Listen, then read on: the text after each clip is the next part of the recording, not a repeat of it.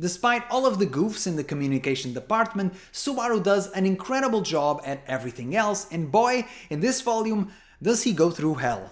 All those resets were not in vain. My boy Subaru is mentally resilient. He's just built different. Urgh. He still has most of the damage from the absolute grind that was Arc 6, and then he messes up his back, messes up his ribs, breaks his fingers, gets popped in the shoulder, and yet still pulls the performance of a lifetime against the witch beast Snake. This was so impressive that it bordered on ridiculous, and I know it's fantasy and adrenaline is powerful or whatever, but at one point my man is swinging from his whip with 2 fingers, gripping it with 2 fingers, and I can only tell you, try to just hold yourself onto a rope with 2 fingers and then report back your findings. Anyway, the entire fight was epic and the finish is Subaru just goes for an exploding fist with the magic ring given to him by Vincent. This is just like My Hero Academia all of a sudden. The finish was epic and truly a moment that is very memorable even in ReZero. That is quite a high bar. And the best moment was at the end when Subaru was barely conscious,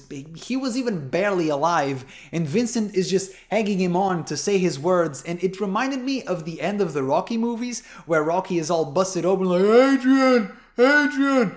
This moment reminded me so much of that, where Subaru is just, Ram, save Ram. And it felt so funny because the moment was epic and very emotional, but me visualizing this in my head, I was just giggling. I can't wait to see this animated, it's going to be great. I think that Subaru as a protagonist, especially comparing with the usual isekai protagonist, is very flawed, but he feels very human, and that's what's so good about him. He learns from his mistakes, but he always finds a way to make new ones, and it's also his flaws that highlight his qualities. Subaru isn't always perfect, and he doesn't always say the right thing, and he can't always save everybody, but he's going to put himself through hell trying. The conversation where he says to Vincent that he won't sacrifice anything else except himself would seem incredibly naive from any other character, but we as a reader know just what Subaru is willing to go through to make that true. He has this almost toxic hero syndrome where he wants everybody to make it out okay,